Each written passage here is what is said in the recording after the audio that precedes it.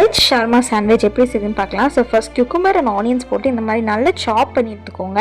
இப்போ நம்ம கொஞ்சம் கர்ட் போட்டு அதில் chilli powder, readymade chilli powder போட்டு நல்லா மேரினேட் பண்ணிக்கலாம். இது வந்து நம்ம பன்னீர் க்யூப்ஸோட போட்டு சூப்பராக மேரினேட் பண்ண போகிறோம். இப்போ நம்ம பேனில் கொஞ்சம் கோகோனட் ஆயில் போட்டு மேரினேட் பண்ணி வச்சுருக்கிற பன்னீரை போட்டு நம்ம ஷாலோ ஃப்ரை பண்ணி எடுத்துக்கலாம். ஸோ இந்த அளவுக்கு நல்லா அது வந்து ஃப்ரை ஆகி கிடைக்கட்டும். இப்போ நம்ம டிப்பிங்காக garlic and 1 cup of coconut oil, 2 பச்சை முட்டை அண்ட் சால்ட் போட்டு நல்லா நம்ம பீட் பண்ணி எடுத்துக்கலாம்.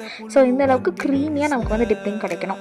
இப்போ நம்ம சாப் பண்ணி வச்சுருக்கிற குக்கும்பர் அண்ட் ஆனியன்ஸ் போட்டுட்டு நம்ம ஃப்ரை பண்ண பன்னீரும் இது கூட போட்டு நல்லா சாப் பண்ணி எடுத்துக்க போகிறோம். இப்போ நம்ம டிப்பிங்கும் சேர்த்து இது எல்லாத்தையுமே ஒரு நல்ல ட்ரெஸ்ஸிங்காக நம்ம மிக்ஸ் பண்ண போகிறோம்.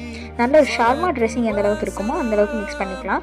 இப்போ நம்ம ப்ரஷ்ஷில் வந்து பட்டர் தடவி இந்த மாதிரி டோஸ்டரில் வச்சுக்கலாம். நம்மளுடைய ஸ்டஃபிங் எல்லாமே ஷார்மா ஸ்டஃபிங் அது மேலே வச்சுட்டு இன்னும் கொஞ்சம் டிப்பிங் ஆட் பண்ணி க்ளோஸ் பண்ணி நல்லா டோஸ்ட் பண்ணி எடுத்துக்கலாம். ஸோ இந்த அளவுக்கு சூப்பராக ரெடி ஆயிடுச்சு. இப்படியே கூட நீங்கள் சாப்பிட்லாம், இல்லைன்னா இன்னும் கொஞ்சம் கூட டிப்பிங் ஆட் பண்ணி என்ஜாய்